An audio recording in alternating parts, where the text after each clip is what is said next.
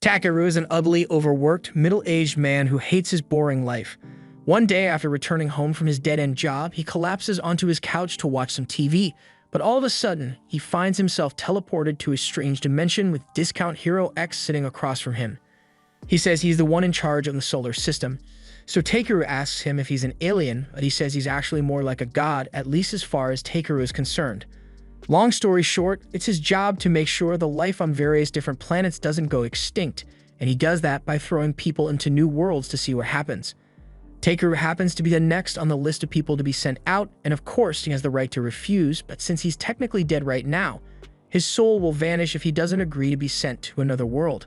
Takeru doesn't think that's fair at all, and he's right, it's not fair, but there's nothing he can do about it. Kami tells him he doesn't have to worry about it too much since he will be given special powers so he can survive in the new world, but he hasn't really thought about what abilities he should give Takeru, so he takes out a notepad and starts writing down some ideas.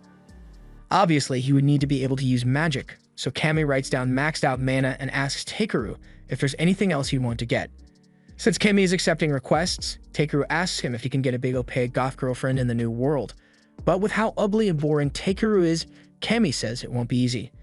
Still, he promises to work something out for him once he arrives, and as an added bonus, is granting Takeru an amazing search ability, global language understanding, and several debuff resistances.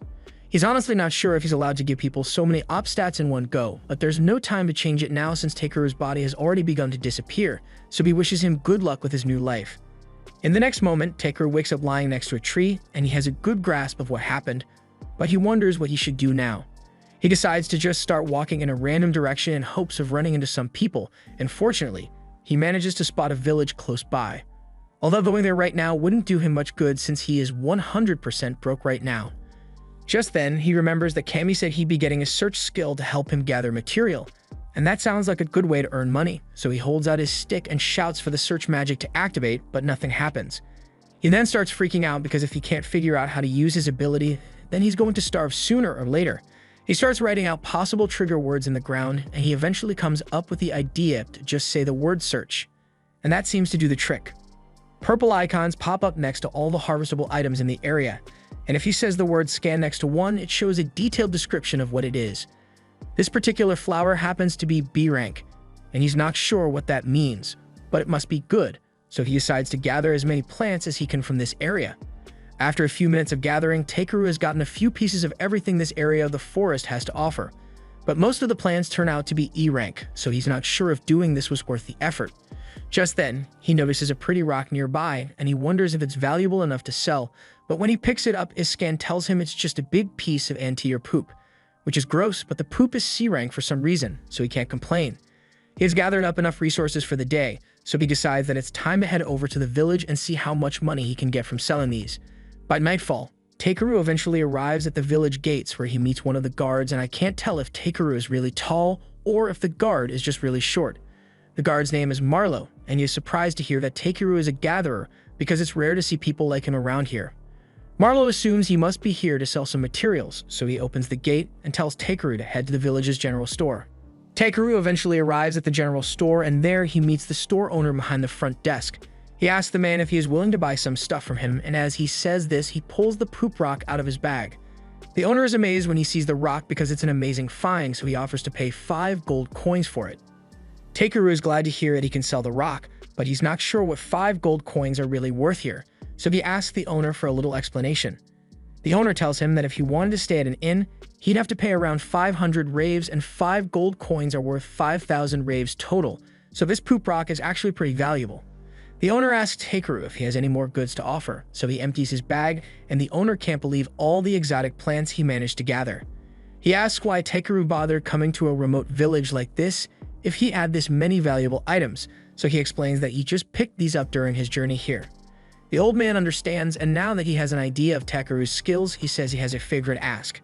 Takeru didn't come here expecting to receive a side quest, but he says he's willing to help depending on the difficulty of the request.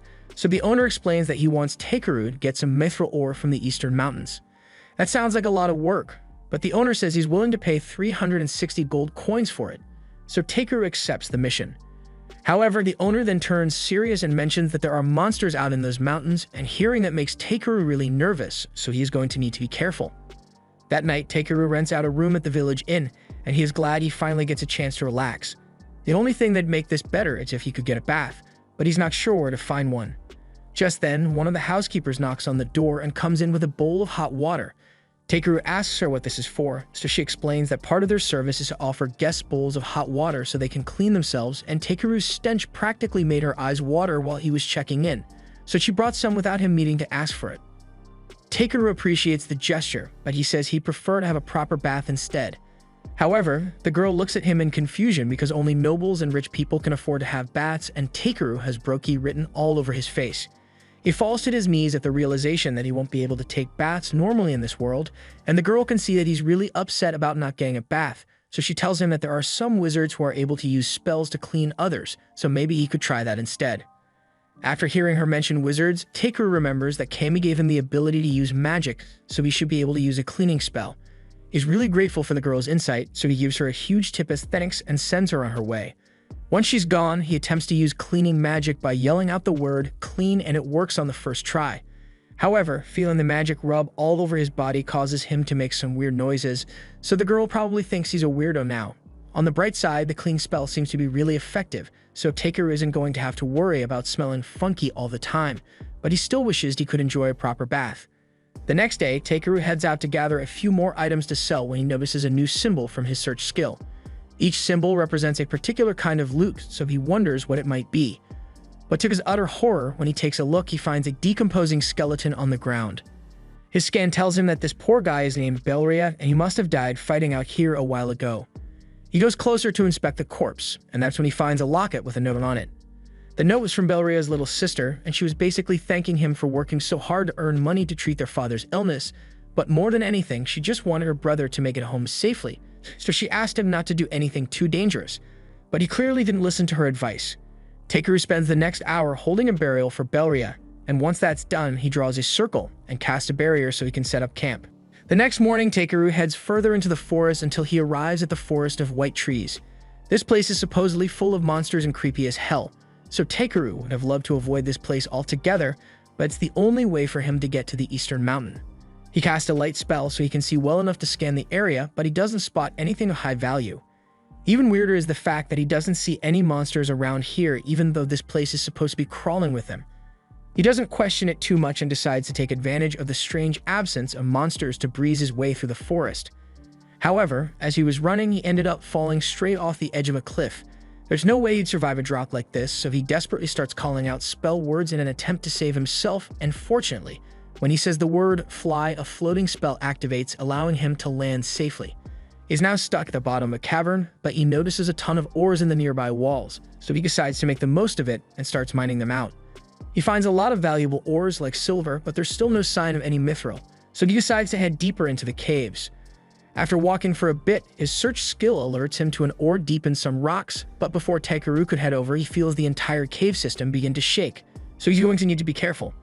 He uses a controlled fire blast to break through the rock, and as luck would have it, he manages to find some mithril ore, but it's not much. The cave system suddenly begins shaking again, so Takeru is starting to worry that the roof might collapse. The smart thing to do right now would be to head home for the day and come back when you know it's safe, but just like a fanatic cage diver, he decides to keep going deeper anyway. He eventually comes across an opening which leads him to a beautiful aquifer, and he is really excited because the water looks so dazzling. He uses his ability to scan it, and to his surprise, he discovered that this is S-rank ancient dragon magical water. This is the most valuable thing he has ever found, but that ancient dragon part does concern him a little since he wouldn't want to have to deal with one of those. Just then, as Takeru dips his hands in the water, something huge emerges from the water, and a moment later, Takeru is face to face with the ancient dragon. The dragon yells at him for daring to intrude upon its lair, and it is letting off a deadly pressure to intimidate Takeru, but he doesn't actually notice anything wrong. Takeru realizes this is his fault for intruding on the dragon's home, so he sincerely apologizes for his mistake, but this catches the dragon off guard since it has never seen someone remain so calm in its presence before. It takes a liking to Takeru and asks him if he's really a human because he has an unnaturally high amount of mana. It says Takeru's mana pool might even be greater than its own, but Takeru has no idea what it's talking about. The dragon's name is Voldius, and he has a favorite ask now that he knows Takeru has such an expansive mana pool. Basically, it wants Takeru to hatch its egg since it doesn't have enough mana to do it, and as a reward, it will give him a large cluster of mithril ore. Takeru thinks that sounds easy enough to do, so he takes the egg and starts channeling mana into it. But halfway through, the egg suddenly starts draining all his mana until he eventually loses consciousness. By the time he wakes up, he finds a little baby dragon sitting in front of him, so he realizes the hatching was a success.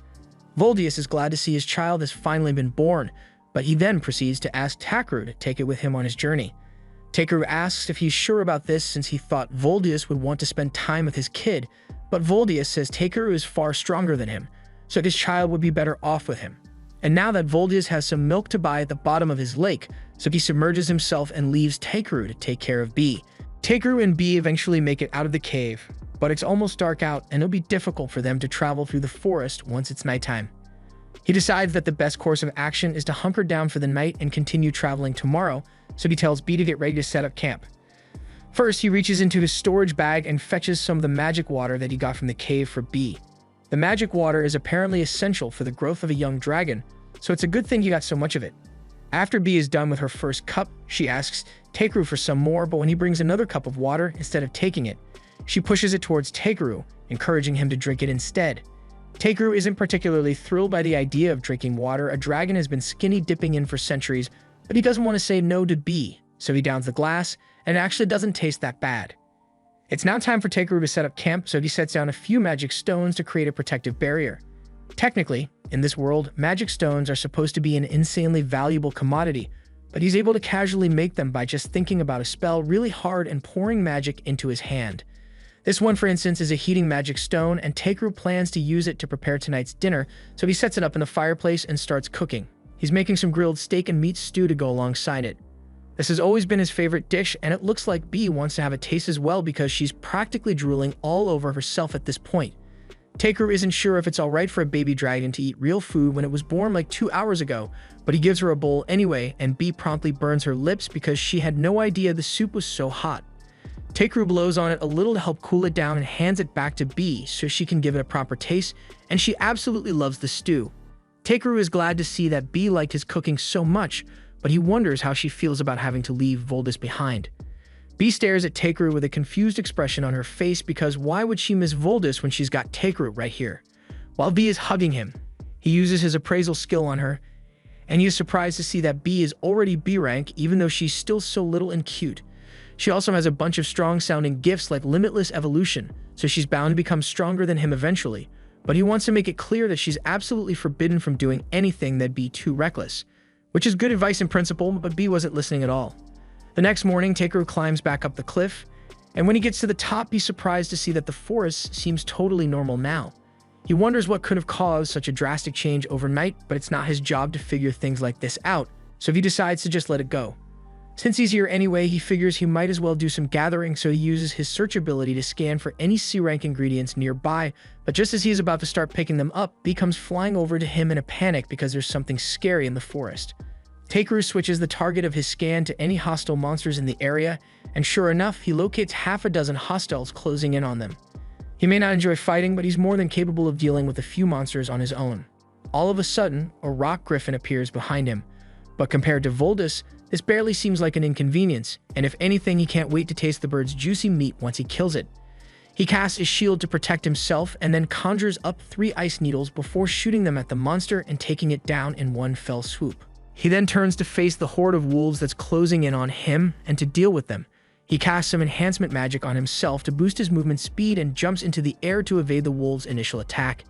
He then casts hardening on his hands and feet and caves one skull in on his way down with an axe kick. Afterwards, he takes the remaining wolves out one after another, and by the time he's done, he's got a lot of meat to collect for his next meal. He's happy with the haul he got from that battle, but when he looks up, he realizes there are still a ton of monsters out there, and if he tries fighting them all, he's going to be stuck in this forest for weeks. He wishes there was a way he could just avoid dealing with them altogether. And as he says this, Bee grabs onto the back of his jacket and starts trying to pull him into the air. Takeru wasn't expecting this to work since Bee is so much smaller than him. But as it turns out, she's actually pretty strong, so she manages to lift him into the air. However, at this rate, it'll take them 4 to 5 business days to get out of this forest. So Takeru decides to help out by casting weight reduction magic on himself. The second he does that, he and Bee shoot straight into the air, but Bee isn't exactly a trustworthy pilot. So midway through the flight, she accidentally lets go of Takeru, and he is sent hurtling straight for the ground. Somehow, he managed to survive that devastating fall, and on the bright side, he managed to make it out of the white forest in a matter of minutes, so the mild hip fracture was definitely worth it. They are pretty close to the village, but Takeru doesn't want to risk flying on B, so he decides to just walk instead. Along the way, B starts pointing towards the stick in Takeru's hand, asking what it is. He tells her that it's apparently a branch of the Yggdrasil tree, and it was just sitting in the bag that God gave him, so he decides to just take it out and point it at stuff to see what happens. B seems to understand something about the stick, so she breathes out a cloud of magic onto it, awakening the stick's true form. Takeru has no idea how or why that worked, but before he can figure it out, he suddenly hears a loud growling noise coming from the forest, so he immediately gets himself ready for a fight. Just then, B flies off into the forest by herself, so Takeru is forced to chase after her until they eventually find an elf girl propped up against a tree. Takeru rushes over to aid her since he's worried that she might have been injured by a monster, but the girl tells him she's not hurt, she's just really hungry. She hasn't had anything to eat or drink for 3 days now, and she's on the verge of starving to death, so she begs Takeru to spare her some rations. He can't just leave her like this, so he reaches into his bag and gives her some water, as well as the lunch he packed for himself earlier. The girl's eyes light up the second she sees the food, and she wastes no time scarfing it all down in a matter of seconds. But now that she's no longer starving, Takeru has a few questions for her. For one, he wonders how the hell she has been starving out here for 3 days when the nearest town is barely a day's walk away. The girl admits that she was in a hurry and got lost on her way out here. But even so, it's common sense to carry at least a few days' worth of rations with you at all times, yet she literally brought nothing. The girl is a little embarrassed and tries thinking of a good excuse, but she gets way too close to Takeru in the process, and once he catches a whiff of her, he realizes she stinks. The girl tries to defend herself by telling him it's not her fault since she had to camp out here for days on end with no supplies, but that doesn't change the fact that she smells like manure right now. The girl gets up and tells Takeru that while she is thankful for him saving her, she thinks it was incredibly rude for him to say that she stinks, even if it was true. She then runs off to continue her journey, but she didn't ask for any directions and she still has no supplies, so he doesn't think she's going to make it very far. But that's not his problem to deal with, so he continues heading back to the city with B. They eventually make it out of the forest, and along the road, B notices a carriage approaching, so he stops to talk to the driver. The man notices his staff and asks Takeru if he is a sorcerer, but while he could definitely be one if he wanted to, Takeru wants to stick to peaceful jobs, so he tells the man he's just a gatherer who happens to have a staff. The man then asks him what he's doing all the way out here, so Takeru explains that he is heading towards Hormi village. The man is surprised to hear that he's heading there on foot since it's quite a long journey, but it's not like he had much of a choice. The driver offers to give him a ride back to the village if he would like, and Takeru appreciates the gesture, but he's pretty big, so he is worried that he might take up too much space in the carriage. But both the man and his family already aboard tell him there's nothing to worry about, so he goes around back and climbs in. Something Takeru notices recently is that ever since he came to this world, children seem to just naturally like him. He's not sure why, but it makes things easier for him since if the kids like him, then most adults will be nice to him as well. He thanks them once again for giving him a ride, but they say it's not a big deal since everyone in Tormi helps each other out whenever they are in trouble. Takeru appreciates their generosity, but he thinks they are being a little too trusting since he could have been a bandit for all they knew. However, they tell him they knew he was not a bandit because if he were a bad person, then this bell would have rung and they never would have offered him a ride. Takeru is amazed that bells can be enchanted with magic stones to detect whether someone is bad or not, and he wonders if he can make something like that for himself later. Just then, Yunin notices a strange sound coming from Takeru's jacket, so she asks him what it is, and he is forced to explain that he actually brought a rare monster with him. He was expecting the family to freak out a little at the mention of a monster, but they tell him that it's actually perfectly normal for adventurers to keep monsters as pets from time to time, so it doesn't bother them. In that case, there's no reason for Takeru to hide B any longer, so he tells her she can come out, but she had better not bite anyone. Once the kids see B, they are both overwhelmed by how cute she is, but Eliza and Palom are both more impressed by the fact that Takeru managed to tame a dragon cub. They ask him if he happens to be the Dragon Knight, but he says he just happened to find and hatch a dragon while he was out on a mission. Once it's time to take a break for the night, Takeru sets up his barrier and he assures the family that as long as the barrier remains up, no monsters will come anywhere near them. And even if something does try to attack them, B will be here to alert them before it gets too close. They are all glad to know that they are safe for the night, but they still need to do something about their dinner, so Eliza gets ready to start cooking. But before she does, Takeru asks her if she'd be willing to let him handle the meal prep for today. He reaches into his bag and pulls out all his pans, which amazes the kids since there's no way all that stuff should be able to fit in such a small sack. Takeru explains that his bag operates like an item box, so there's a lot more space on the inside than it seems, and it's really handy for gathering things. Once Takeru is done cooking, everyone digs in and they are all delighted by how delicious his food is, especially Palom since he was sick of having to eat dried meat all the time. As the night drags on, they all begin to sing songs and dance to pass the time, and the kids even invite Takeru to join in. He never got to experience anything like this when he was back on Earth, since he'd always just spend the night alone in front of his TV, but eating with others is a lot more fun than he thought it would be. The next morning, Takeru wakes up and begins working on cleaning his scissors to keep himself busy until it's time to get back on the road. Poland tells him they can head out after they've had breakfast, but Takeru actually has a small favor he'd like to ask. He has never tried driving a carriage before, so he asks Poland to let him try, and he sees no issue with it. So he lets Takeru take the reins, and before long they arrive at the village. Takeru gets off the carriage and Poland thanks him for sharing his food, but Takeru says he should be the one thanking them since he didn't have to walk all the way back on his own. Poland and the others drive off afterwards, and as the short guard watches them leave, he says it must finally be spring. Takeru doesn't know what that's supposed to mean, so he asks the guard for an explanation, and he is informed that Poland does weaving for a living. He frequently travels to warmer regions for work, and the journey is always difficult for him and his family. Unable to hunt, they're left to survive on meager rations. That explains why he was so happy to taste Takeru's food, and learning how bad Poland has it makes Takeru realize how lucky he is to have an ability that allows him to gather materials. A little while later, Takeru heads back to Jerome's store to deliver the materials that he was asked to gather, and as a little test, Takeru slips one magic mithril ore he got from the dragon's den in with the regular mithril to see if Jerome is the kind of person to scam him. Jerome spends a long time examining the rocks, and he eventually comes to the conclusion that this one in particular must be a piece of magic mithril ore. He tells Takeru that a few of these contain enough magic to replace most of the magic stones in the kingdom, and Takeru feigns surprise even though he already knew that. Jerome tells him it's amazing that he was able to find something this valuable, but Takeru tries to downplay the achievement and says he just happened to come across it on his trip. Even if Takeru claims to have found it lying at his feet, Jerome says it still takes considerable skill to be able to find things like this, so he tells Takeru that he would be better off heading to the city of Belkame. It's much larger than this village, and as much as Jerome doesn't like the idea of letting talent like Takeru leave, he will be able to find a larger variety of items to buy and sell compared to what he would get here. He just asks that when Takeru eventually makes a name for himself, he send a few extra customers Jerome's way. Takeru doesn't actually intend on becoming famous or anything, but the idea of heading to the big city does intrigue him, so he decides to read about it once he gets back to the inn. There, he finds out that Belkame has an adventurers guild that brokers requests all across the country. The adventurers themselves are divided into combat, support, and various other roles, and since Takeru is in another world, he wants to try out adventuring and traveling the world for a while. He decides that he is going to go join the guild in Belkame, but before that, there are still a few things he needs to do in Tormy. He heads into town and first finds someone to process all the monsters he caught. And while he's waiting for that to be done, he spends the night partying with the villagers and enjoying a feast. The next morning, Takeru heads back to the butcher, and now that all of the monster parts have been processed, he has enough food and seasoning stock to last for the duration of his journey. The woman tells him it's going to be lonely around here without Takeru around, and a lot of the other villagers have been saying they want him to stay a little longer as well. Takeru says he will miss this place as well, but there are a lot of exciting places out there for him to visit and new people for him to meet, so he can't settle down here. The woman understands, so she says she won't push the matter any further, but before Takeru leaves, she wants to give him something extra.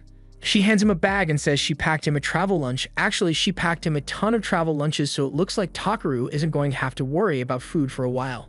After that, he heads back to his room, and the only thing left to do is figure out what to use the magic mithril ore for. Jerome told him he couldn't afford to buy it, so Takeru has no idea what he's supposed to do with it now. It's too valuable for him to just toss out, but since it supposedly has a ton of magical energy inside it, Takeru wonders if he can use it to create something useful for the villagers since they've been so nice to him. Just then he notices his lamp on the table, and it gives him an idea, so he takes the magic stone and tries combining it with the lantern. It doesn't take long for him to figure out how to do it, and after a large flash, a magic item was created. The next morning, as Takeru was about to depart, the entire village came out to say goodbye to him. Takeru thanks them for everything they've done for him, and as his way of showing his appreciation, he made this for them. He tells everyone that it's a magic item that will create a barrier around the village to keep out any people with malicious intent, and while they are all grateful for his kindness, They wonder if it's really okay for them to take something so valuable. Takaru tells them it's fine since it's the least he can do to repay them. Plus, he wanted to make sure the village would still be in one piece in case he comes back to visit. Jerome is a little curious about what's powering the device, so he takes a look inside and sure enough, he finds the magic stone, which is worth a small fortune. He's about to say that they really can't accept a gift that's so expensive, but Takaru already ran out of the gate while he was talking, so there's no way he can return it now. While Takaru is walking on his way to Belkame, he takes a moment to enjoy the peaceful scenery. However, that peace doesn't last long because he soon encounters a random giant crab in the middle of the road. After the initial shock wears off, Takaru takes a look at the crab's stat and everything is pretty unremarkable. But as soon as Takaru sees that the crab is edible, he decides that he and B will be having seafood for dinner today. Takaru casts enhancement magic on himself in preparation for the fight. Before he could actually do anything, B suddenly flies ahead and hits the crab with a sonic scream that knocks it out cold. Takaru is impressed since he had no idea that B could do something like that, but the battle isn't over yet because two more crabs suddenly show up. Takaru thinks he's safe in the middle of the road since crabs can only move sideways, but he was horribly wrong since these crabs are able to move forward really fast. They both have him surrounded, so Takaru is about to be smushed, but before the crabs close in, B pulls Takaru into the air, causing them to smash into one another instead.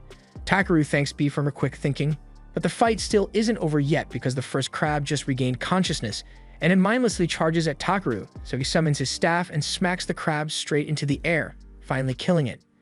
Now that all the crabs have been defeated, it's time for Takaru to start preparing them. So first, he uses hardening on his arm to turn it into a makeshift knife, and then he gets to work cutting off all the claws and legs. A few minutes later, he has prepared all the limbs for boiling, so he pulls out a giant pot and puts them all in. Don't ask where he got the giant pot though. He adds water and a bunch of salt, and after boiling for a few hours, the crab meat is finally ready, so he and B dig in. They both absolutely love the flavor of the crab meat, so from now on, Takaru plans to take down and eat as many monsters as possible so he can try all sorts of delicious meals. A few days later, Takaru and B arrive at the gates of the city of Belkame, and he is amazed by how magnificent the fortress walls are. He notices that there's a long line at the gate where inspections are being done, so he walks over to join the queue. But before it gets to his turn, he decides to disguise his magic bag since it would be bad if the guards found out he has infinite storage. Once it's Takaru's turn, he gets called into a separate room to meet with the guards, and while one goes through his belongings, the other asks him what business he has in Belkame.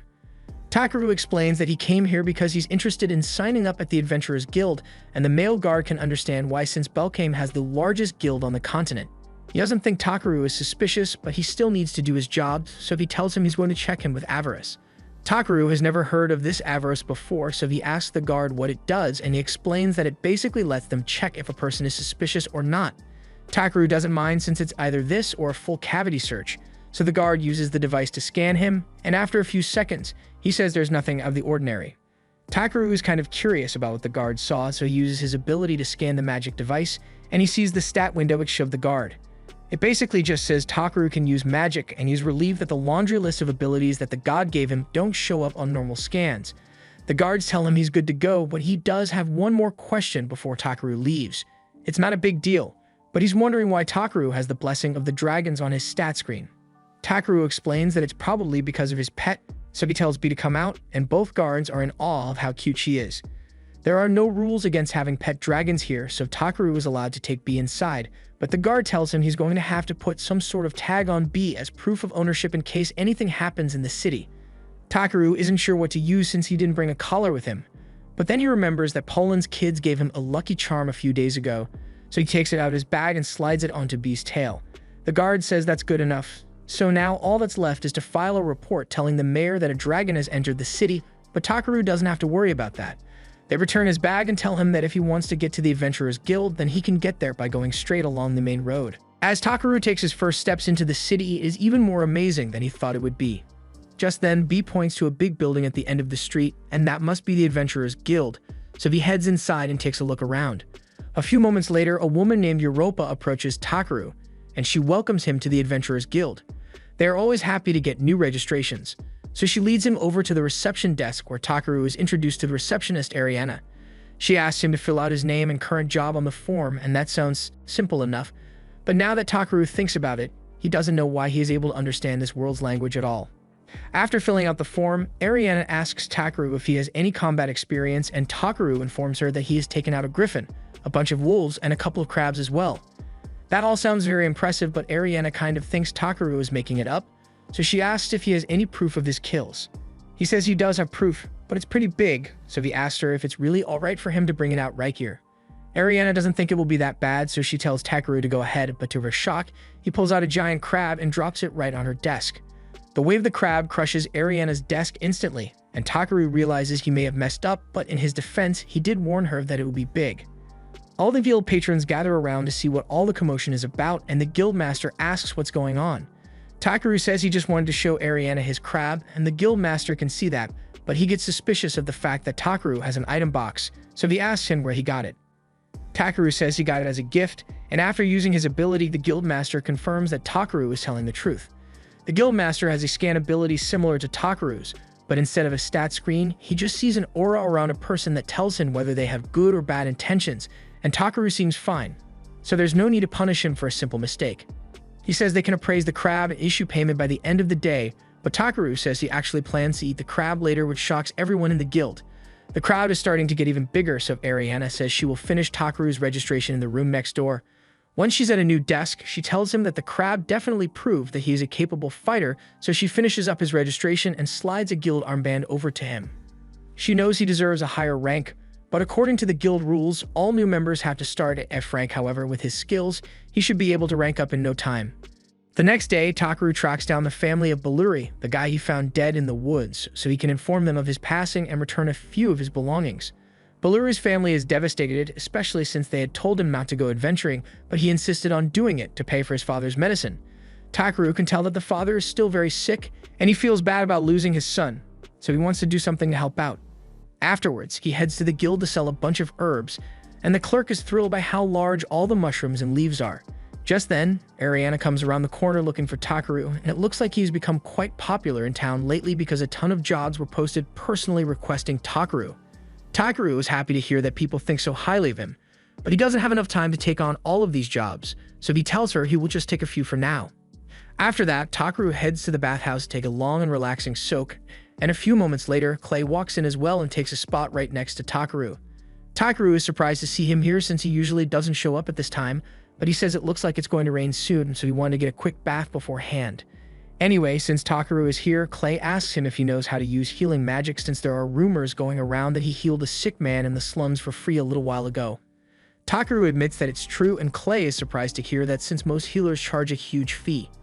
Now that Takaru thinks about it, he worries that the healers who charge money might resent him for undercutting their market, but the fact that that's Takaru's only concern here makes Clay laugh. He encourages Takaru to take the rank assessment test so he can rank up, but he says he doesn't really want to since he's happy with the way things are right now. Clay can tell that Takaru is a chill guy, but he warns him that he will eventually draw unwanted attention acting like that, so as he leaves, he encourages Takaru to learn a little more about the way the world works. Later on, Takaru delivers another set of herbs at the guild, and the clerk thanks him for his hard work, but he really wishes Takaru would consider ranking up since a high rank would be easy for him to attain. Takaru once again says he is happy where he is, and he doesn't intend on advancing any higher than F rank. Just then, the huge commotion breaks out in the guild because a horde of goblins has been spotted near the city. The guild master immediately sends out an order for all D rank and above adventurers to prepare for battle. He then asks the receptionist if there are any A rank adventurers available to join the fight, but unfortunately, most of them are already out on a mission, so the only A ranker left is Clay. The guild master is relieved that they will at least have the support of the Honorable Dragon King, so he asks Moosley to go inform Clay of the situation right away. Takaru sees all of this going on, and even though he could probably one-tap the entire goblin army, he's only F rank, so he couldn't care less about helping. However, the guild master is well aware of what Takaru is trying to pull here, so he singles him out and tells him he's coming on the mission too, whether he likes it or not. A little while later, once all the adventurers have been gathered, the guild master gives them a breakdown of how this operation is going to go. The front lines are on the southern Stavlaw Plains, and the goblins are likely going to head straight for Belkame from there. They can't let the goblins make it past the city wall, so the guildmaster tells them to intercept the goblins at the Zalwis River. Everyone seems hyped to defend the city, but Takaru really doesn't want to be here. Just then, two adventurers beside him notice that Takaru is F rank, so they ask why a weakling like him would be allowed to join a mission like this. Just then, the guildmaster comes over, and he's not exactly sure why, but all of his staff members have been singing Takaru's praises non-stop, so he figured it would be a good idea to bring him along. He's technically not allowed to force an F-ranker to fight since the Union would be breathing down his neck for it. But there's nothing stopping him from asking Takaru to gather valuable drops on the battlefield, though. The Guildmaster then walks away, and Muesli apologizes to Takaru because she has no idea why the Guildmaster would force an F-ranker to join a fight, but regardless, she promises to do her best to support him out there. Takaru has no idea what she's talking about, so Muesli explains that she knows how to use a bit of healing magic and will be helping out as a medic. Takaru can see why Muesli would be asked to help, but with how excited she is for a deadly battle, he gets the feeling that something is going to go horribly wrong. A little while later, Takaru arrives at the outpost with Muesli, and the second they get there, she gets scared by a bird and starts clinging onto Takaru's arm. He asks her if she could let go of him, but Muesli is too terrified to release her grip. She keeps insisting that she's not scared at all, but Takaru isn't blind. He tells her that they are at a rear outpost, far removed from any of the actual fighting, so the chance of her running into an actual monster is really low. He tells her there's nothing wrong with being scared, because even the bravest of warriors experience fear, so she just needs to do her best with the abilities at her disposal. Hearing Takaru's speech cheered Muesli up, so she promises to do the best she can and runs off into one of the tents. A moment later, Clay comes out, and he finds it amusing that Takaru just gave a speech on how important it is to fight when he was trying so hard to avoid coming to the battlefield earlier. Takaru sees the irony in his statements, but he says he just doesn't like getting involved in trouble unnecessarily. And speaking of avoiding fights, Takaru is surprised to see Clay at the rear since he thought he would be out on the front lines with the others. Clay admits that some old scars started acting up, so his body isn't working as well as it usually does. Takaru asks if he's talking about those scars he saw on Clay's back when they were at the bathhouse. Clay freezes up for a moment, expecting Takaru to scorn him for having such shameful scars, but he doesn't see what the big deal is. Clay explains that scars on the back are a blemish on a warrior's pride because they mean you were injured while running away from an opponent, but Takaru doesn't think there's anything shameful about it. You can tell that Clay got those scars while trying to protect someone, and even though he was badly injured, he still managed to survive, so that's something you should be proud of. Just then, the two hear the low rumble of hundreds of footsteps approaching. Clay realizes that the Guildmaster's defensive formation on the front lines must have been breached and the enemy is approaching, so they need to prepare for a fight. Clay grabs a spear and tells Takaru he's heading out to intercept them. And even though his scars are still causing him a lot of pain, he vows that he will protect Takaru even if his body breaks. Takaru tries telling Clay he really doesn't need to do that, but he's already long gone. He then looks over at the tent and sees Muesli in the middle of healing the wounded adventurer, and seeing her try so hard despite her fear, even when the enemy is approaching, makes him feel bad for trying to take the easy way out. Here and now, he decides to do everything within his power to make sure everyone makes it home safely, so he casts a barrier around the outpost to keep Muesli and the other healers out of danger, and then heads to the front lines to confront the goblins. Out on the front lines, the adventurers are all fighting for their lives to keep the goblins at bay, but at this rate, it will only be a matter of time before the goblins invade the city. However, all of a sudden, Takaru comes running out onto the battlefield and punches one of the goblins so hard that it is sent flying into a rock pillar. It kind of freaks Takaru out to be fighting humanoid monsters, but he doesn't have time to think about the ethics of the situation, so he asks B to take out the rest for him. B flies into the air and uses lightning magic to fry all the goblins in the area at once. Now that everyone is safe, Takaru goes to check on them and asks what happened. Diego explains that their formation was holding up well initially, but at one point a high-level goblin sergeant showed up, and after that, things went downhill fast. Thankfully, Clay showed up just in time to save them from the goblin sergeant and drove it back, but the rest of them got separated from him in all the chaos, so they have no idea where he is or if he's alright. Takaru goes out looking for Clay, and near the forest we see him fighting for his life as he is swarmed by goblins. He manages to take a few of them out with his spear, but his scars still hurt really badly, and the pain brings him to his knees, so the goblins try to take advantage of that and stab him from behind. However, before they could do so, Takaru comes to Clay's rescue and electrocutes them to death. Clay is shocked to see Takaru and tells him to leave because it's dangerous here, but Takaru reminds him that he's the one with the crippling injury, so he shouldn't be pushing himself so hard. Just then, the two hear the sound of the goblin sergeant approaching. It lunges at the two of them, but Takaru and Clay jump out of the way in time. The safest option right now would be to retreat, but there's no way they'll be able to outrun the goblin sergeant. Despite the incredible amount of pain he is feeling right now, Clay takes a battle stance and says he will hold the goblin off long enough for Takaru to run away because no matter what, he refuses to let his friend die in a place like this. Takaru is touched by Clay's resolve, so he asks him if those scars on his back hold any sentimental value to him. Clay thinks that's a weird question to ask mid-battle. The only thing the scars do is remind him of his past failures, so he despises them with all his heart. Takaru assumes that means he wouldn't mind them being erased, and before Clay has a chance to ask him what he's talking about, Takaru reaches into his bag and splashes Clay with some of Vol's magic water. He then casts full healing magic on Clay to get rid of his scars, but he may have had some unintended side effects because while it did get rid of the scars, it also forced Clay to evolve and turn him black. Takaru has no idea what just happened, and neither does Clay.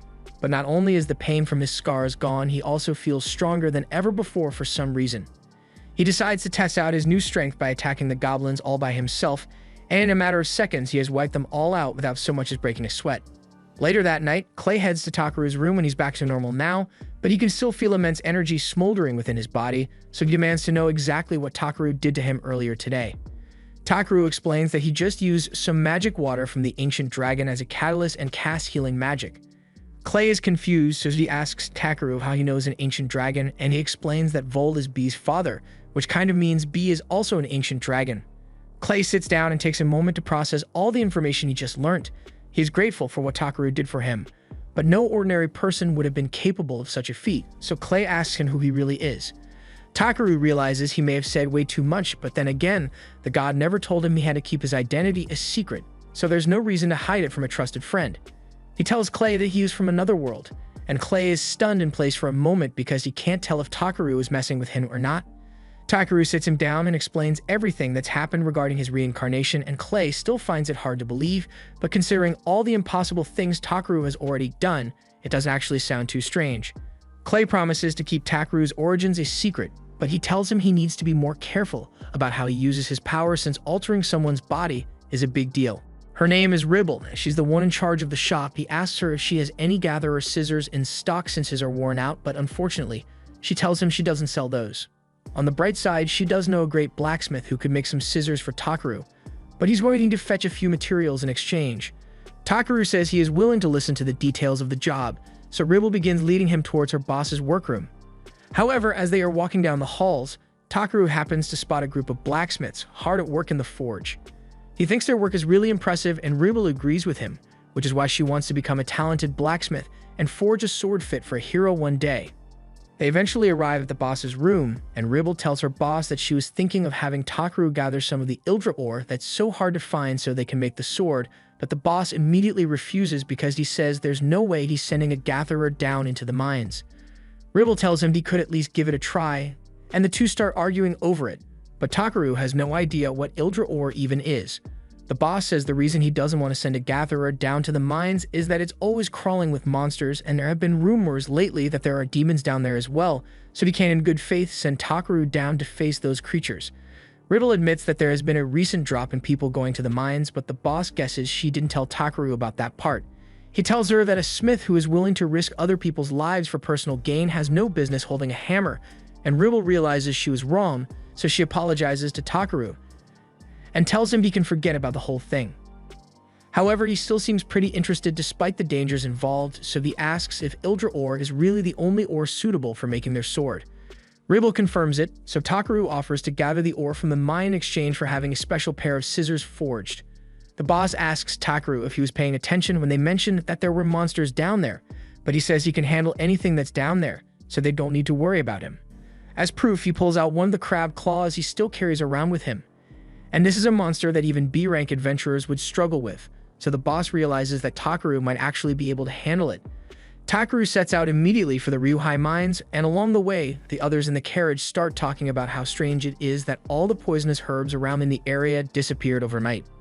Takaru gets concerned because he thinks it might be his fault for overdoing it with the gathering, but he dismisses the idea immediately after.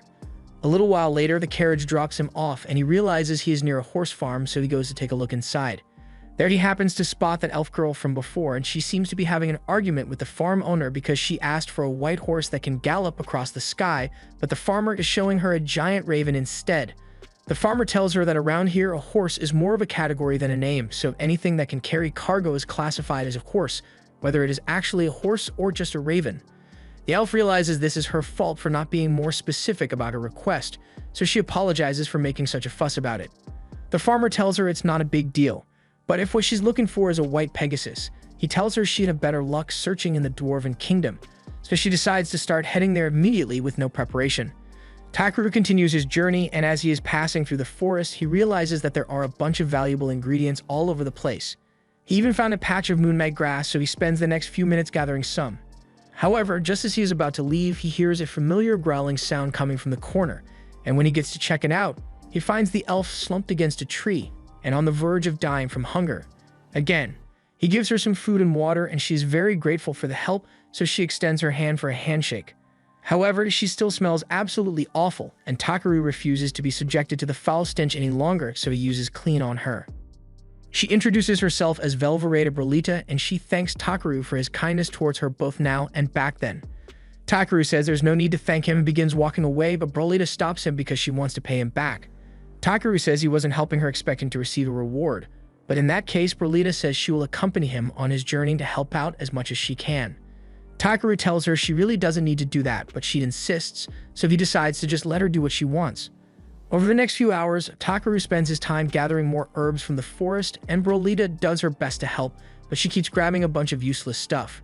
A little while later, it's time for them to set up camp, so Brolita asks him if she should go grab some firewood for him.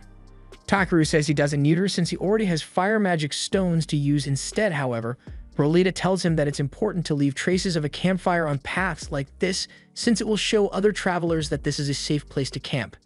Takaru realizes she has a good point, so Brolita heads off into the woods, and a little while later, she returns with a massive log over her shoulder. Takaru tells her they can't use something this big as firewood, but Brolita says she's not done yet. She throws the log into the air, and she then takes out her blades, slicing the log into dozens of smaller pieces in one go. Takaru is really impressed since he didn't realize Brolita was so skilled, but he is even more amazed by the fact that her weapons are A rank because this is his first time seeing something ranked so highly. That night, Takaru cooks some soup, and as soon as Brolita tastes it, she is astonished because she has never had anything that tastes this good before. While they eat, she asks him if he is heading to the Dwarf Kingdom as well, and Takaru explains that he took on a job to collect some Ildra ore from the Ryuhai mines there. As for Brolita, she says she is traveling in search of a white Pegasus because it is her sister's greatest wish and she wants to see it fulfilled. That said, she has once again feasted on Takaru's food, and her debt to him has grown even larger, so she must repay him somehow. In that case, Takaru asks if he can hire her as his bodyguard because there are a lot of things about adventuring that he still isn't familiar with. She tells him she would be happy to act as his bodyguard, and for the first time, Takaru notices that when she isn't nearly starving herself to death, Brolita actually looks really nice. However, that night, he barely gets any sleep because Bee and Brolita snore way too loudly. The next day, they continue their journey until they can see the Dwarven Kingdom from across the river. And once they arrive, they immediately head to a tavern to get themselves some local food. They are served some meat wrapped in jupes, a Dwarven specialty, and as soon as Takaru tries it, he absolutely loves the flavor. Brolita says this is just as good as her friend told her it would be, and Takaru asks what kind of friend she is referring to, so she tells him it was a lizardman she knows. He says that's a coincidence because he also happens to know a lizardman. In fact, that lizardman has been sitting right behind him this entire time. Takaru is surprised to see Clay here, and Clay asks why Takaru left town without even giving him a heads up beforehand. He explains the whole situation to Clay, and Clay understands the situation, but Takaru's rank is still too low to officially accept a job like gathering Ildra ore from the mines, so he won't be able to report this to the guild for evaluation. He asks Takaru if he's at least getting a good reward out of it, and he explains that Groose has agreed to make him an amazing set of scissors in exchange for the ores. Clay doesn't know what to say because that's nowhere near a fair trade-off, but Takaru insists that a good pair of scissors is essential for a gatherer. If Takaru is really okay with only receiving a pair of scissors, then Clay has no reason to try and convince him otherwise, but he says he would like to accompany Takaru on his mission. He was planning on heading into the city soon anyway so he could get his spear repaired, so he tells Takaru to think of it as a minor detour. And before Takaru could refuse the offer, Brolita suddenly spoke up and said Clay could become Takaru's bodyguard as well, so it looks like he's going to be stuck with them for a while. The next morning, they all head to the entrance of the city of Vosrol, and there's a long line outside, so it looks like it's going to take a while for them to get in. However, Takaru then notices Clay talking with the guards over there, and a few minutes later, they are allowed to skip the entire line and head right in since Clay is so well known. Once they are inside, the guard tells Clay that the king is requesting an audience with him, and now Takaru is surprised because he had no idea Clay knew the king of the Dwarven Kingdom. Clay says it's a long story, but the guard says it's actually pretty simple. Clay once saved them from the Thunder King Zengam, and ever since he has been revered as a hero. However, Clay explains that he didn't actually do anything. The dwarves are people who are skilled when it comes to crafting weapons, but they couldn't wield those same weapons to protect themselves, so they often ended up being forced into servitude by a demon. Then one day, Clay happened to be walking by, and as soon as the demon spotted him, it immediately ran away because it didn't want to fight, which is why the dwarves see him as their hero. They even created a statue in his honor, but they apparently aren't very good at sculpting because it looks more like a T-Rex than Clay. A little while later, Clay and the others head to the castle to meet King Zeph, and Clay immediately demands to know whose idea it was to make a statue of him that looks like that, and Zeph jokingly says he just thought it would look cool that way. Takaru can tell that Clay and Zeph seem to be really close, but he needs to interrupt their banter because he has a letter of introduction he needs to give the king. It's from Grusas, and it is basically asking for permission for Takaru to head into the mines. The king says he normally wouldn't have a problem with it, but a few months ago the mine became a den for countless demons, so he is worried about Takaru's safety. He asks him if he's sure he still wants to go in despite knowing the risks involved, and Takaru confirms it. So the king tells him that he and his friends have permission to go in and uncover the truth behind the demon infestation. Clay immediately says he understands, but Takaru is left speechless because investigating demons wasn't meant to be on his agenda today. They eventually head to the entrance of the mine, and the local guild's head receptionist opens the gate to let them in. Takaru creates a light spell to illuminate the area, but from what he can see, there aren't many ores out here, so he asks the guide if they can go a little deeper. The guide agrees, but all of a sudden, B senses something approaching, so Takaru uses his scan ability and realizes that they are being attacked by two giant spiders. Clay steps up and uses his spear to stab the first one through the mouth, and while he does that, Takaru uses magic to stun the second one in place, buying enough time for Brolita to slice it to pieces, so the spider problem has been dealt with. The further into the mine they head, the stronger the magical energy feels, and Takaru is starting to notice traces of Ildra ore in the walls, but they aren't big enough for what he needs. Just then, he notices something buried deep in the wall, so he launches some explosion magic at it, exposing a massive ore vein of Idrite. It's not Ildra ore, but it is even more rare and valuable, so the guide tells him that this is an amazing find. However, just then, V warns Takaru that something is approaching, and the guide's eyes go white as he realizes it is a demon. After getting a good look at it, Takaru tells everyone to stand back because he intends to handle this one by himself. But not because he hates demons or anything, it's because the demon in question happens to be a crab and he and B can't wait to eat it. Takaru asks B to provide some cover fire while he rushes in to attack, but he reminds B not to use any fire or lightning attacks since they wouldn't want to destroy any of the juicy crab meat. B uses a sonic scream to disorient the crab while Takaru runs up and bashes it over the head with his staff. However, this one is much more durable than the others he's dealt with in the past, so he gets smacked across the face, but he's not giving up yet. The crab tries to stomp on him, but Takaru manages to roll out of the way in time, and B uses the opportunity to freeze the crab's leg in place. This gives Takaru an idea, so he forms several ice needles and launches them all at the crab, freezing it solid. Brolite is amazed by how easily Takaru was able to defeat the crab monster, but Clay, on the other hand, is furious and asks why Takaru chose to fight that thing on his own.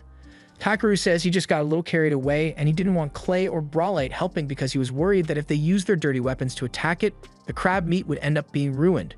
Clay is shocked to learn that Takaru actually plans to eat that thing, but that aside, he reminds Takaru that he is here as his bodyguard and that means it's his job to fight and protect him at all times, so he should learn to rely on his friends more often.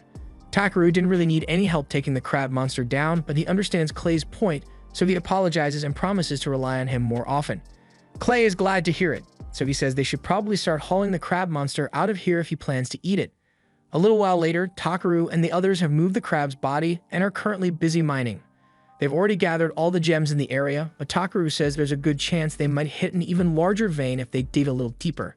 The guide is extremely grateful to Takaru because not only did he take care of the demon that had been terrorizing this place, he also found a new ore vein for them, and he doesn't know how they could ever repay him. Later on, Takaru and the others head back to the castle to meet with the king, and there Zambo informs him of Takaru's exploits. The king is amazed by everything Zambo tells him, and as proof of his accomplishment, Zambo asks Takaru to show the king the crab monster he caught. Takaru asks him if he's sure about that, but the king seems like he wants to see it, so he opens his item box and sets the crab down on the ground. The king is amazed by how large the monster is, and he tells Takaru he deserves a reward for doing such a good job taking it down. In that case, Takaru asks if he can take the crab's body as his reward, and the king is confused by such a strange request, but he has no problem with it. A few minutes later, Takaru and the others walk out of the castle, and Takaru and B can hardly stop drooling over themselves at the thought of all the delicious crab they'll be eating soon. Additionally, its hard shell will make a good base material for the scissors Takaru asked for, so this trip worked out really well for him. To make things even better, the next day, the king prepares a white Pegasus for Brawlite as a reward since he heard that she was looking for one. But now that I think about it, she really didn't do much while she was here. The king also had Clay's spear fixed up, and he is quite pleased with how it turned out. Brawlite says she has to return home since the Pegasus is a gift from her sister, and she can't express how grateful she is to Takaru for everything he has done. He tries telling her it's not a big deal, but she insists that she will find a way to pay him back even if it takes her the rest of her life. Later on, Takaru and Clay return to the guild, and he is greeted by Ariana as soon as he walks in.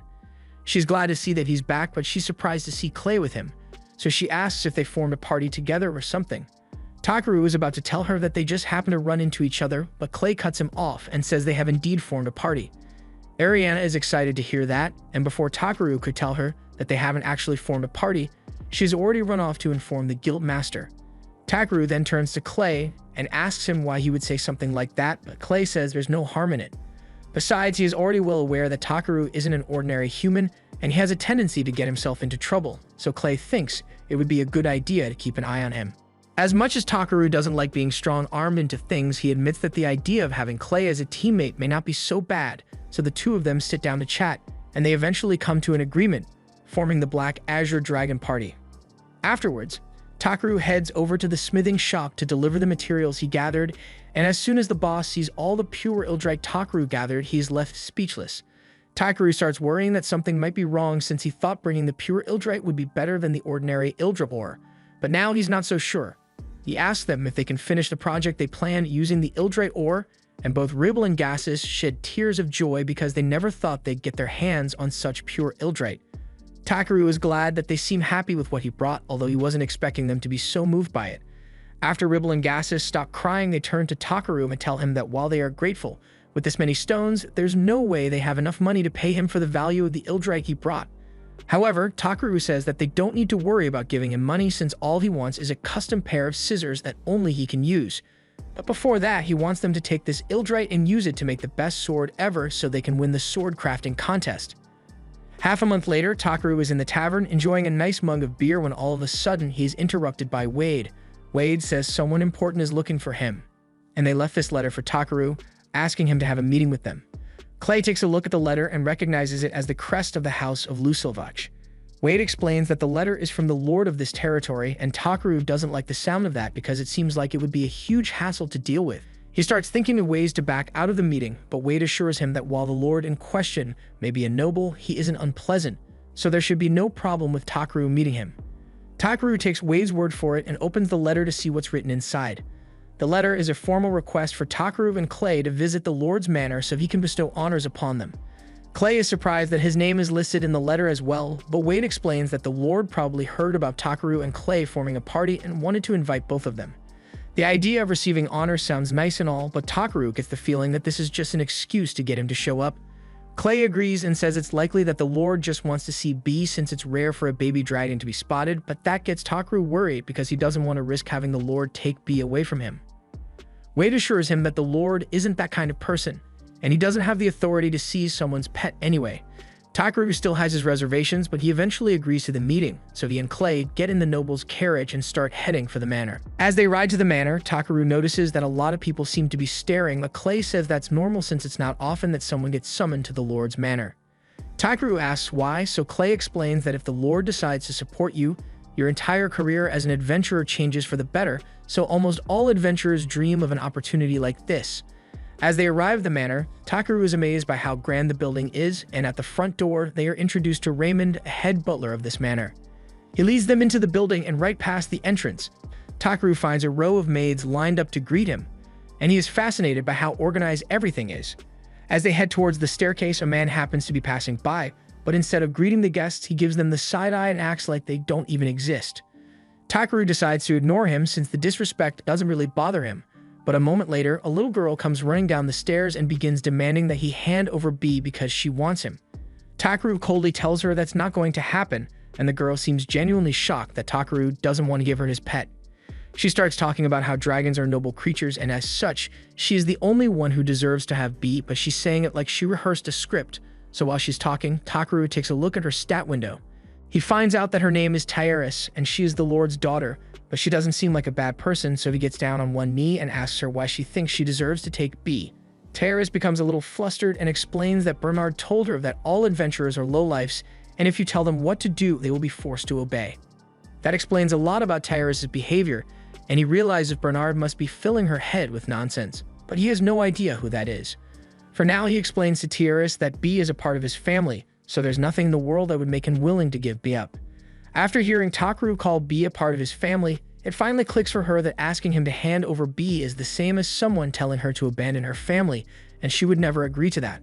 Takaru asks her why she wanted a dragon so badly in the first place, so Tairis explains that she wanted to show it to her mother because it is one of her greatest wishes, but thinking about it makes her sad. Just then, a man comes over and he notices that Tairis looks sad, so he asks her what's wrong. Tairis turns to the man and calls him father, so Takaru realizes that he must be the Lord, and he is honestly surprised because he was expecting a bald, fat man or something. The Lord introduces himself as Belmonent, and after settling down for some tea with Takaru and Clay, he apologizes for his daughter's rude behavior earlier. Takaru says it's not a problem, and Clay asks Belmonent why he summoned them here, so he explains that it's about his wife, Mulateria. He explains that his wife has been bedridden for half a year now, and he recently heard rumors of how Takaru healed a frail and sickly man overnight, so he was hoping Takaru would be able to do something for his wife with his power. Takaru is aware that his magic is strong enough to heal most ailments, but the last time he did that, he ended up evolving Clay, so he's worried about what might happen if he tries it on Mulateria. Belmonent goes on to explain that the reason Tairis wanted Takaru's dragon was because in a few days, she will have to return to her school in the royal capital, and she thought that if she left an adorable creature by her mother's side, then maybe it would lift her spirits. She can be a bit misguided at times, but deep down, she's a good kid, and the story has both Clay and B in tears, so Takaru eventually agrees to help, but he's still worried that this might end up causing trouble for him down the line. Belmonent is overjoyed to hear that Takaru is willing to help, so he leads into his wife's room and tells her that he has brought someone who might be able to cure her. First of all, Takaru scans her, and when he takes a look at her status window, he realizes this is worse than he had thought. I don't know how, but she's got a laundry list of life-threatening diseases. To name a few, she has severe cataracts, anemia, kidney and liver poisoning, and that's just the first few. It's a miracle that she's still alive right now, but he should be able to heal most of her ailments. However, there's something here called Ivor poisoning, and he has never heard of that before, so he's not sure his magic will be able to take care of it. Either way, he won't know until he tries, so he asks Belmonent if he's willing to entrust the life of his wife to him, and both he and Mulateria agree to put their faith in Takaru. Clay asks him if he intends to use the same technique he used to heal him back then, but Takaru says he can't since it puts a lot of strain on the body, and in Mulateria's current condition, there's no way she'd be able to handle that, so he's going to try something different. But first, he needs to do something about this dark and gloomy room, and since all the windows are closed in order to protect Mulateria's sensitive eyes, he's going to start with that. He puts his hand over her face and casts healing magic, but if he uses too much at once, he could accidentally hurt her, so he needs to be really careful. Once he is done, he asks Mulateria to slowly open her eyes, and as she does so, she is stunned at her realization that she can actually see again. Takaru is glad to hear that because it means she doesn't need the room to be so dark, so he takes out his staff and uses cleaning magic to get rid of all the dust and open the windows to let fresh sunlight in. Mulateria is overjoyed to be able to bask in the sun without her eyes burning, and it's all thanks to Takaru. But as much as he'd like to take care of her other ailments next, he can't right now, so he asks to speak with Belmonent in private for a moment. Belmonent agrees to go with him, and once they are alone, Takaru informs him that his wife has something called Ivor poisoning, and from what he knows, she got it from ingesting Ivor toxins. Belmonent is about to say there's no way Mulateria would be careless enough to eat that toxin, but then he realizes that someone must have been poisoning her, and he can't believe he never noticed. He asks if there's anything he can do, but since Takaru has no idea how Ivor toxins work, he can't heal her. He asks Belmonent if he can get his hands on an antidote, but he says it is impossible. Ivor toxin is an ancient forbidden poison that was lost to time, and as such, the antidote recipe was also lost to time, so no one knows how to make it anymore. However, Belmonent does know where they might be able to find some clues, so he pulls out all the old record books in the library and explains that these contain notes from all the previous lords, so they might be able to find some information regarding the Ivor toxin in here. But there's one small problem. All the books are written in an ancient language that no one has been able to decipher for decades. However, thanks to Takaru's translation skill, he's able to understand the writing without much trouble, but reading all these books to find information on the Ivor poison would take ages, so he wishes he could search for keywords or something to make it easier. Just then, he comes up with the idea to modify his search skill and use it to identify the book that contains information on the Ivor poison. And yes, if search is so flexible, he could probably just use it to find the Ivor poison directly, but he didn't think of that. After activating his search, one of the books lights up, so he flips through the pages and eventually finds a section that contains information about the poison. It's the diary of a boy named Pola Pola, and it talks about how he randomly came across a field of Ivor flowers near a lake with a horse rock nearby, and Clay happens to know where that lake is. He saw it on one of his journeys to a small village, so he points to it on a map and tells the others that the village is called Asheth. Belmont realizes that Asheth is in the Venone region, and that's outside the Lusilevich territory, so it would take at least 5 days of travel to get there. And if that's the case, Takaru says he will leave immediately since there's no time to waste. As the horses are prepared for Takaru's departure, Bernard watches from the windows with a look of contempt on his face, and as for Takaru, he is next to one of the castle walls, setting down some magic crystals. Belmont comes over to find him and asks what he's doing, so Takaru explains that he was just setting up a little safeguard, since there's a chance that someone might try to harm Muleteria while he's gone. Just then, Teres comes running over to see Takaru because she wanted to apologize for the way she acted earlier. He came here to save her mother, yet she acted so rudely towards him for no reason and she feels terrible about it. However, Takaru tells her that what's important is that she was able to recognize that she was wrong and correct her behavior. It's a very important skill to be able to realize that you might be wrong about something, so Teres is well on her way to living a full and rich life. From now on, he asks Teres to think things through for herself before acting, and she promises not to make the same mistake again. There's one last thing he wants to say before he leaves, so he tells Teres that while he's gone, a certain individual might try telling her things like Takaru is an enemy, or that he is deceiving her, and if that happens, he wants Teres to avoid giving an immediate answer and to instead go talk to her father about it first. Teres promises to keep that in mind, so Takaru and Clay head out, and to make the journey as quick as possible, he casts speed-boosting magic on the horses. Over the next few days, the two make their way over to the village of Asheth, but when they finally arrive, they find a barren wasteland instead. Last time Clay was here, this place was a lush farming village, but it looks like there hasn't been any rain here for a long while, so Takaru is starting to worry that the lake they are looking for might have dried up already. Clay doesn't think that's going to be much of an issue since lakes don't usually dry up so quickly, but when they finally make it to the lake, while it doesn't seem to have dried out, the water looks kind of funky. Takaru takes a look at it, and from what he can tell, it looks like the water has been contaminated, and the person responsible definitely did it intentionally. Just then, Takaru and Clay are cornered by a group of villagers, and they look rather sickly, but they are determined to defend their village, so they demand to know what Takaru and Clay are doing here. Takaru realizes that the villagers are just trying to protect their home, so he calmly explains that he and Clay are adventurers from Belkame, and they came here on a mission to gather a rare material. The villagers seem skeptical, so they ask Takaru and Clay to prove that they really are adventurers, and Clay shows them his A-rank armband as proof. The villagers now realize that they really are adventurers, so they drop their hoes, but as Takaru is asking if they have any useful information to give him, he notices one of them fall to the ground, and as he goes to check on the boy, he realizes he seems way too light for a growing child. He turns to the adults and asks if they've been getting enough food to eat recently, but the reality of the situation is much worse than he thought. The villagers explain that roughly 10 months ago, the water in their lake suddenly became cursed, so they couldn't drink from it anymore. And the same thing also happened with their well, leaving them with no source of water for their people or crops.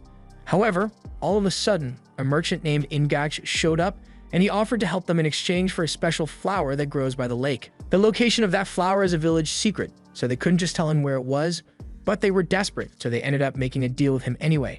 In exchange for one Ivor flower a month, Ngachi offered to give them 60 barrels of water, but that water wasn't enough for them to drink and grow crops at the same time, so they have been slowly starving out here for months.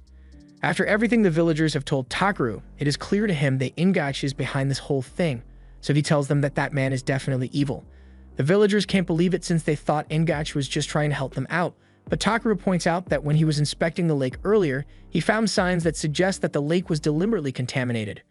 Furthermore, it's awfully convenient that Ngachi happened to show up right after the lake was contaminated, and even if that was just a coincidence, anyone who wants to be paid with a harmful toxin is suspicious.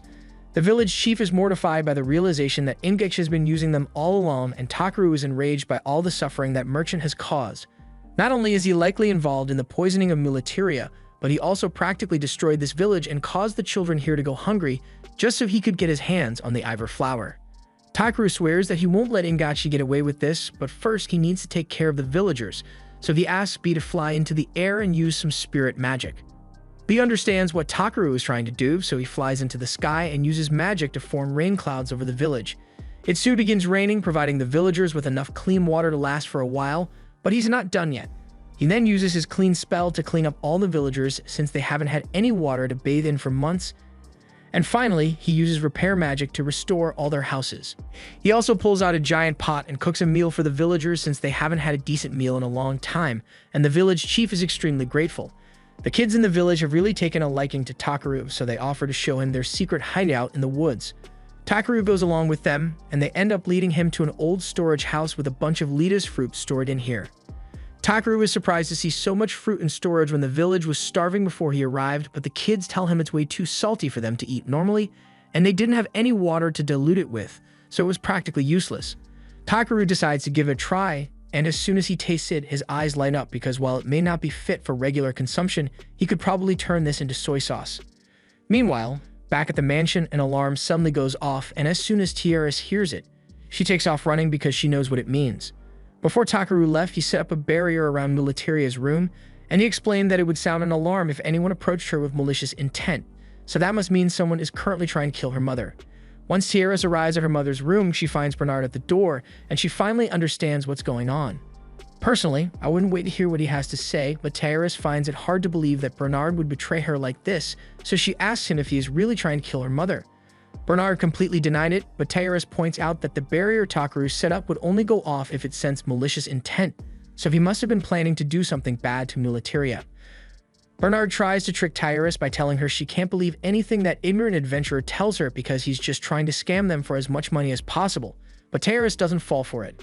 Her father soon arrives and he can see exactly what's going on here, but since Bernard is insisting that he is innocent, Belmonte decides to give him a fair trial. Bernard's defense is that Takaru must have been lying about the barrier detecting malicious intent, but Belmonte finds that hard to believe when Takaru was able to improve Mulatirius so quickly. Still, if Bernard insists that he didn't have any bad intentions when he approached Mulatiria's room, then he can prove it right now by drinking the special water he intended to give her. Bernard begins to panic because he knows that water contains the Iver poison, and the look on his face confirms Belmonte's suspicions, so he throws the water in Bernard's face, and he starts freaking out because he thinks it's poison.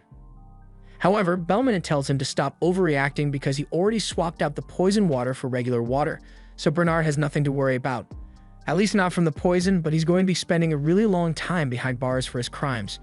Afterwards, hauling Bernard off, the staff search his room and end up finding a letter in there, so Raymond hands it to Belmonte, and he is shocked by what he sees. That same night, Ingach shows up at the village to collect another Iver flower, but he can't seem to find the village chief anywhere. He asks one of the locals where he is, and the man tells him that the chief went out to guide the adventurers that showed up. And they also found out that the Iver flowers they have been giving to him was being used to make poison, so they can't continue selling it to him anymore. Ingachi realizes he won't be able to trick the villagers any longer, so he decides to just burn the entire place to the ground and take what he needs immediately. And as we see Bernard being transported to prison by the guards, he begins smiling because he knows this isn't over yet. This was the end of episode 7. Subscribe to not miss the next part.